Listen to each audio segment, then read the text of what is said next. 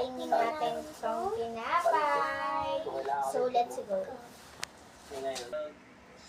So, guys, kakainin na natin. Buksan muna natin.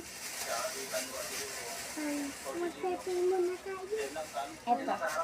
Ito yung kakainin natin. Tinapay. So, ayan guys, ito siya. Pero sa baba tayo kakain, guys. Ito siya guys. Wow. So, ito siya guys. Ito guys siya. Sabihin nyo, ito time-lapse nyo. Ita time lapse namin. Let's go!